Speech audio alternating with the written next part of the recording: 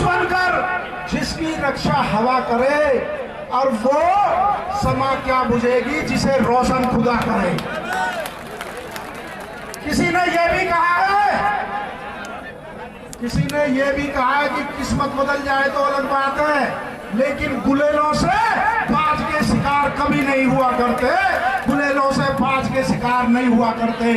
साथियों, आज पूरे देश में बहुजनों की आवाज, मान्यवर साहब और बाबा साहब के मिशन को ऊंचाइयों पर ले जाने वाले, पूरे देश में करोड़ों बहनों को न्याय दिलाने वाले, दलित, गरीब, शोषित, वंचित, किसान, मजदूर की आवाज बुलंद करने वाले एडवोकेट चंद्रशेखर आजाद और इस बहुजन आवाज को दबाने का प्रयास किया जा रहा है, इस आवाज को खामोश करने का प्रयास किया जा रहा है। जो देश में ताकतें हैं, जिन लोगों के खिलाफ हमारा भाई लड़ा है, जिन लोगों के खिलाफ हमारे भाई ने देश के कोने कोने में जाकर न्याय की आवाज उठाई है, आज वो लोग सबके सब बेचैन हैं। वो इस बहुजन एकता से घबराए हुए हैं, वो इस किसान कमेरों की एकता से घबराए हुए हैं, वो इस SC ST OBC की एकता से घबराए हुए हैं। वो जाट और गुजरों का जो गठजोड़ दलित भाइयों को और मुस्लिम भाइयों के साथ बन रहा है, उनसे उनके पेट में दर्द हो रहा है, और वो इसी की उसमें उन्होंने सुनियोजित तरीके से भाई पे ये हमला कराया।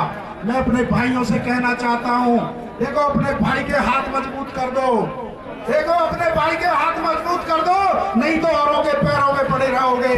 अपने भाई को वोट की ताकत देकर इस बहुजन समाज को हुक्मरान बना दो, नहीं तो ये मौका दोबारा नहीं मिलेगा। ऐसा कोई नूर देश में दोबारा नहीं मिलेगा, ऐसा गरीबों की आवाज उठाने वाला कोई बहुजन नायक सदियों में पैदा होते हैं, ऐसे आपको भाई चंद्रशेखर भाई जैसे दोबारा नहीं मिलेंगे। ये तो करोड़ों लोगों की दुआओं का असर है कि भाई आपके बीच में है। अरे भाई, बिना MP MLA रहते हुए, बिना भाई सरकार बनाते हुए, सरकार से ज्यादा ताकत वो आपके लिए रखते हैं। 80 से ज्यादा मुकदमे अपने इस बहुजन समाज के लिए उन पे लगे हैं, उन पे अपना पर्सनल कोई मुकदमा नहीं है। पिछले 3 साल में से 2 साल वो जेल में रहे हैं, तो इन बहुजन समाज के लिए रहे हैं। यदि आप वोट की ताकत देकर उन्हें राजनीतिक मजबूती दोगे, तो देखो क्या होगा। जो बहनों की तरफ नजर उठाते हैं, जब आज उनकी हिम्मत नहीं है, आज वो सलाखों के पीछे जाते हैं, और कल को आपने चंद्रशेखर आजाद जी को राजस्थान का और देश का हुक्मरान बना दिया, तो ये अपराधी और ये मानसिकता, ये गंदी मानसिकता के लोग ये कहाँ जाएंगे, कहाँ दिखाई देंगे। इसलिए मैं कहना चाहता हूँ, एडवोकेट चंद्रशेखर आजाद जी 5-6 दिन पहले मुझसे कह रहे थे, गाड़ी दी है जो दलितों की, गुजरों की, OBC की, जाटों की, मुसलमानों की देश में जो एकता बन रही है, जो किसानों की, कमेरों की एकता बन रही है, देख लेना बहुत जल्दी राजनीतिक षड्यंत्र के द्वारा कहीं ना कहीं कोई घटना होगी। हमें नहीं पता था कि वो हमला भाई पर ही होगा, हम तो ये सोच रहे थे कहीं जाट को दलित से लड़ाएंगे, कहीं गुजर को दलित से लड़ाएंगे, और पूरे देश को जातीय दंगे में झोंक देंगे। साथियों, ये भी एक बहुत बड़ा षड्यंत्र था, बहुत बड़ी साजिश थी, क्योंकि इसमें वो फेल हो गए और आप लोगों की, करोड़ों लोगों की दुआएं काम कर गई। मैं कहना चाहता हूं, अभी एक टीवी डिबेट पे एक BJP के पत्रकार बैठे थे, मैं भी उस टीवी डिबेट पे था, तो पत्रकार क्या नाम है BJP के, वो बोल रहे थे प्रवक्ता कि ये दलित का बेटा, इसमें फॉर्चूनर कहां से आई।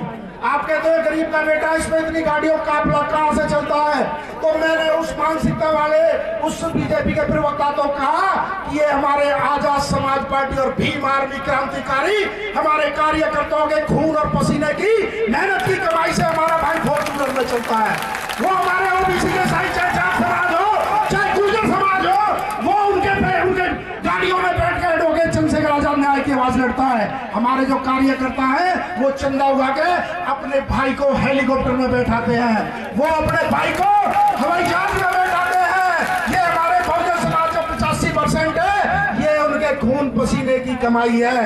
ये अडानी अंबानी धन्ना सेठों की पार्टी नहीं है, ये आपकी चंद पूंजीपतियों की पार्टी नहीं है, ये हमारे इस गरीब जनता की पार्टी है। और वही ताकत एडवोकेट चंद्रशेखर आजाद जी को लड़ने का मौका देती है। मैंने उनसे कहा, तुम्हारे पेट में दर्द है, तुम्हारा कॉपीराइट है कि BJP के नेता ही हेलीकॉप्टर में बैठेंगे, BJP के नेता ही फॉर्चूनर में चलेंगे। एक दलित का बेटा, एक गरीब का बेटा, एक झोपड़ी में रहने वाला स्कॉर्पियो में नहीं बैठ सकता। तुम्हारी कॉपीराइट है, 6 कपड़े तुम ही पहनोगे, मुंह तुम ही रखोगे। तो ये जो बाबा साहब के संविधान ने हमें इजाजत दी है, हमें अधिकार दिए हैं कि एक गरीब का बेटा भी, एक झोपड़ी और छप्पर में रहने वाला भी, एक छुटमलपुर में रहने वाला मास्टर का बेटा भी MP MLA और CM बन सकता है। ये बाबा साहब के संविधान की ताकत है। ये किसी के बाप की बकौती नहीं है। और बाबा साहब का संविधान हमें अपने हक और अधिकारों के लड़ने के लिए प्रेरणा देता है। क्योंकि भाई, जो हमारे बहुत सारे साथी कह रहे थे, भाई आपकी तबीयत ठीक नहीं है, आप भरतपुर का प्रोग्राम कैंसिल कर दो, लेकिन हमारा भाई वो शेर है, वो बहुजन नायक है। लाख पीड़ा होने के बावजूद भी कई सौ किलोमीटर का सफर तय करके मेरे अपने समाज के इन महापुरुषों के दर्शन के लिए, इतनी पीड़ा होने के लिए भी आपके बीच में एम्बुलेंस में लेट के आपके बीच आपसे मिलने के लिए आया है। मैं कहना चाहता हूं भाइयों, चूक मत कर देना। ऐसे नेता सदियों में पैदा होते हैं, युगों में पैदा होते हैं। बाबा साहब के बाद मान्यवर साहब और मान्यवर के साथ बाद में एडवोकेट चंद्रशेखर आजाद जी। आपने प्यार सम्मान बहुत दिया उन्हें, आपने दुआएं बहुत दी, लेकिन जब तक आप वोट की ताकत देके वोट किसी और को दोगे तो वो डबल नुकसान करती है। वो वोट लेकर शासक बनते हैं और आप पे राज करते हैं, आपके अधिकार छीनते हैं। राजस्थान में तो अपराध चरम पर है। राजस्थान में तो पेपर लीक रोज होते हैं। राजस्थान में तो मटके छूने पर भी हत्या कर दी जाती है, मूछ रखने पे हत्या कर दी जाती है, घोड़ी चढ़ने पे हत्या कर जाती है। ये मौका जो 2023 का है, ये आपको भुनाना पड़ेगा। ये यदि आप चूक गए तो 5 साल आप सड़कों पे मुकदमे झेलोगे। 5 साल सड़कों पे आपको फिर संघर्ष करना पड़ेगा। इसलिए अपनी वोट की ताकत से अब के इन सबको दिखा दो कि यहाँ पर एडवोकेट चंद्रशेखर आजाद जी का जन सैलाब राजस्थान के अंदर आने वाला है। अंत में मैं अपनी 2 बात कह के अपनी बात समाप्त करूंगा। और ये 2 लाइनें मेरी भीम आर्मी और आजाद समाज पार्टी को समर्पित है, मेरे एक एक कार्यकर्ता को समर्पित है कि जुल्म के साये में लब खोलेगा कौन, और यदि हम भी चुप रहे तो बोलेगा कौन। जय भीम, जय भारत। बहुत बहुत धन्यवाद। बहुत बहुत धन्यवाद।